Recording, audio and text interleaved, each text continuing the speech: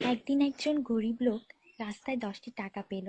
সে ভাবতে লাগলো, এই 10 টাকায় কি কেনা যাবে। সারাদিন এই 10টি টাকার চিন্তায় সে সময় নষ্ট করে ফেলল। পরে সেই 10 টাকা ফেলে দিল। সে বলল, হে আল্লাহ, এই 10 টাকার জন্য আমি আজ সকাল থেকে আপনাকে একবারও স্মরণ করিনি। সেই সব লোক আপনাকে কিভাবে স্মরণ করে যাদের লাখ টাকা আছে? আল্লাহ সুদ হারাম করে দিয়েছেন, আমরা ব্যাংক বানিয়েছি। আল্লাহ জীবনকে সীমিত করেছেন, আমরা ঘড়ি বানিয়েছি।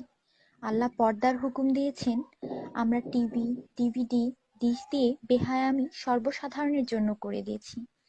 আল্লাহ বলেন, কোরআনে তোমাদের সফলতা, আমরা অক্সফোর্ডের বইকে সফলতা বানিয়ে নিয়েছি। আল্লাহ মিথ্যা বলা নিষেধ করেছেন, আর আমরা এপ্রিল ফুল পালন করা শুরু করে দিয়েছি। আল্লাহ বৃদ্ধ বয়সে মা বাবার সেবা করতে বলেছেন, আমরা বৃদ্ধাশ্রম বানিয়ে ফেলেছি। আজ মুসলমান এই জন্য দুশ্চিন্তায় যে যাকে খুশি করার তাকেই তো রাগিয়ে ফেলেছি। দয়া করে সবাইকে ফরওয়ার্ড করুন, কারণ নেকির দাওয়াত দেওয়ায় নেকিকারীর সমান সওয়াব পাওয়া যায়।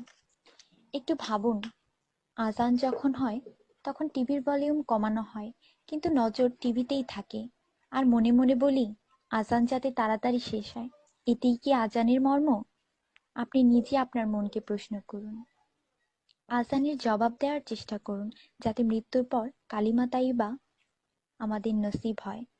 অনুরোধ, এই মেসেজটি সবার কাছে পৌঁছে দিন। বন্ধুরা, আমাদের দাওয়াতে যদি কেউ না আসে, আমরা রাগান্বিত হই। আল্লাহর পক্ষ থেকে আমাদের জন্য প্রতিদিন 5 বার দাওয়াত আসে, আর আমরা নামাজ পড়ি না। তাতে কি আল্লাহ আমাদের উপর রাগান্বিত হন না? এটি শুধু মেসেজ না, বাস্তবতা। দয়া করে নামাজ আদায় করুন এবং অন্যকেও উৎসাহিত করুন। যিনি এই মেসেজ পড়েন তাদের উপর আল্লাহ আরও রহমত দিন, এবং যিনি এই মেসেজ ফরওয়ার্ড করেন তার ভালো ইচ্ছা আল্লাহ পূরণ করুন এবং হিদায়াত করুন।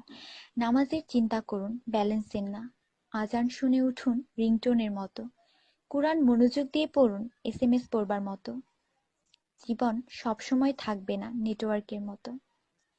নামাজ ত্যাগ করা মানে আল্লাহকে রাগান্বিত করা। ফজর 6 মিনিট, জোহর 15 মিনিট, আসর 8 মিনিট, মাগরিব 10 মিনিট, এশা 18 মিনিট, মোট 57 মিনিট। 80% লোক এই মেসেজ ফরওয়ার্ড করে না। দয়া করে আপনি করুন। আল্লাহ সবার মঙ্গল করুন। আমিন।